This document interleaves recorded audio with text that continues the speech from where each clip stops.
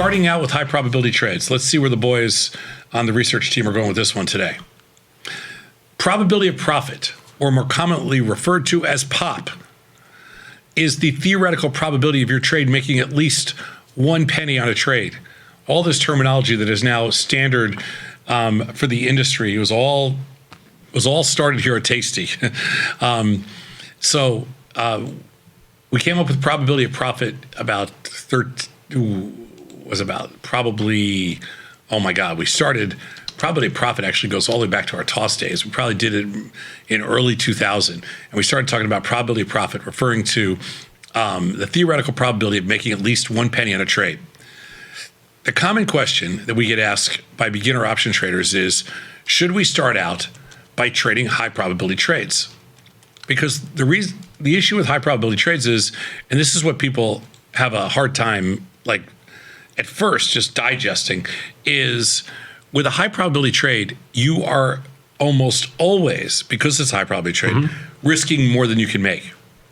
And the whole concept, I think always. The whole concept behind options has always been, the whole thing with options has always been, they're leverage vehicles, so you can risk a little, make a lot. And we've kind of flipped it on its head and said, risk a lot, make a little, but have a high probability of trade. And it doesn't have to be make a little, it could be very close to the same number. Sure. So not make as much. So this study will take a look at high probability option strategies and the risk reward trade-off. Basically, our argument's always been, we'd rather have you be more successful wins versus losses. And so you develop a culture of winning. And manage those winners, right? As opposed to. And we'll see what happens. Yep.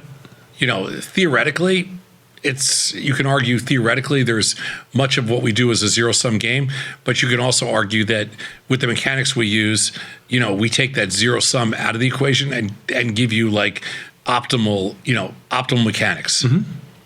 Let's go to the next slide.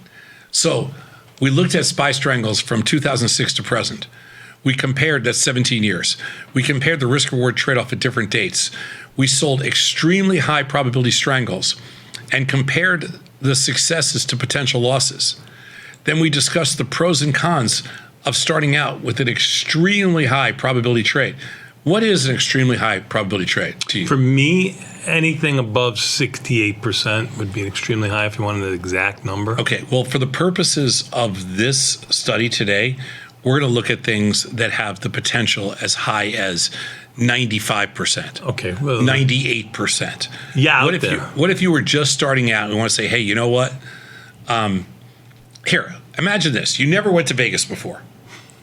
Okay, you've never been to Vegas. Miserable existence this is going to be. Okay, you've never been to Vegas before. It's your first trip ever. And you go, oh man, the bells are going off. I hear sounds, I hear noise. The wonderful thing about Vegas is it's got noise, right? There's action. It's all about action. It's all about changing colors. When we first built TOSS, we built our first platform. The first thing we said is we want the colors changing. Yeah. We want everybody to see things moving. We want lights flashing. Right. So when you go to Vegas, one of the things you want to see right away is you want to see action. And you want to hear the bells and whistles. You want to hear people cheering. You want to hear bells going off. You want to hear slot machines playing. You want to hear the noise. Yep. Now, so I take you for the first time. You walk in. You're like, wow, this is super cool. Unbelievable. Love it. Okay, so you're going to sit down and play. You've got your $1,000 you saved up. You still have your bar mitzvah money. Beautiful. Okay. So Tony lost that. Tony kept his bar mitzvah money. He's got it. He's right there, and he's ready to go. He's got his $1,000 in traveler's checks. No, and he's Express. like, and now I'm going to give you your choice. Okay, you can play here for the next 2 hours, and you can either if you want to double your money. Okay, you can take your 1,000 and bet it 50-50 chance, the first hand, basically 50-50. Hand a blackjack, hand whatever you want. We'll bet it 50-50. You can turn 1,000 into 2,000. Be a fire big or go home. Be a gambler. And you're like, well, that's not. What if I lose? And what am I going to do for the rest of the night? Or you could sit here for the next 2 hours, and if you lose, you're going to lose the whole 1,000. But if you win, you're going to win 98% of the hands you play for the next 2 hours. You're going to win small, right? But you're going to win 98% of the hands. Right. And at least as an introduction into trading, an introduction into gambling, that you'd be like, okay, I'll take that. I'd rather do that. Sure. You also might think you might learn, because if you've never played the game before. I'd rather win 98% of the time. Sure. So we're going to discuss the pros and cons of that, because a lot of people don't realize that there's a way to get into trading where you could win 97, 95, 98% of the time. Let's go to the next slide. So strangles are considered high probability strategies whereby the trader has a bet on the market not reaching some far away bounds. So we choose how far away those bounds are through different deltas. Let's go to the next slide. All right. So what we looked at here, these are neutral strategies that we might use. 40 deltas, 30 deltas, 20 deltas, or 10 deltas. Okay, and these pay off just exactly what you think. 40 delta strangle about 60%, 30 delta strangle about 64%, 20 delta strangle about 71%, 10 delta strangle about, that's because you can lose on both sides, right? 84%, and the P&Ls are kind of exactly what you think. They go from higher, you take in more credits, you make more money, you take in less credits, have a better risk reward, and you make less money. So increasing the delta decreases the probability of profit, and it also increases the profit losses. But what happens when we push the delta to an extreme to increase the pop as much as possible? I don't think we've ever looked at this before. Okay, let's go to the next slide. Okay, so here we go, Bat. What happens when we look at 5 delta strangles and 2 delta strangles? And by the way, these are managed at, Beth, can you go back to slide 3? 2, next slide, 3. No, go back, sorry, 2. I sold it. These should be managed at, 50%. These positions are managed at 21 days, just so you know.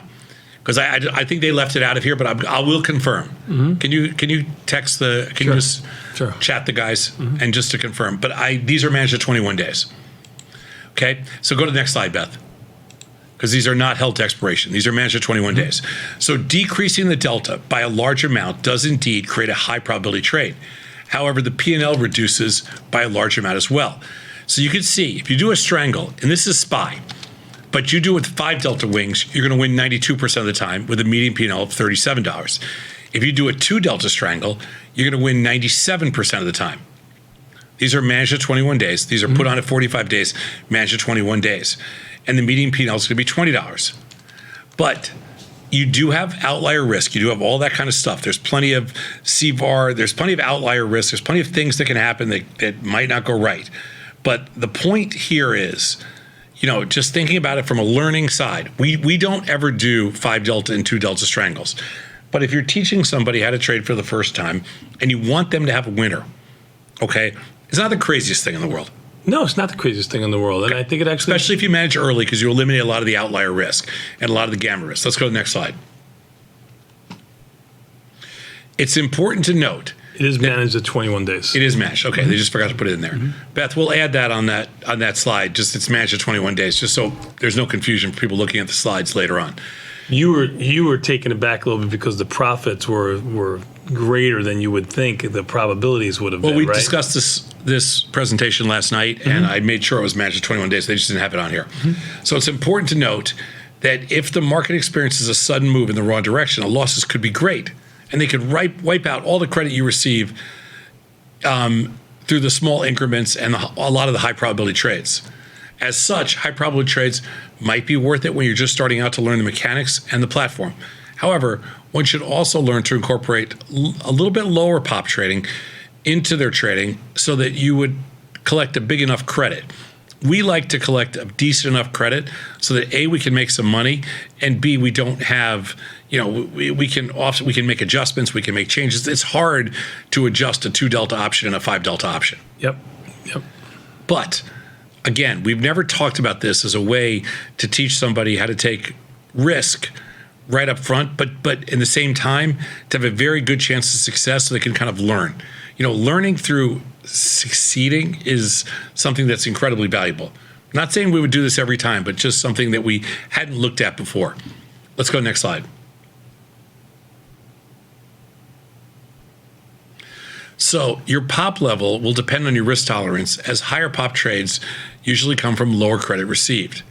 The higher pop may be good when just starting out to learn the mechanics. It's a good way to achieve this is with low delta strangles, although we've never really taught it that way.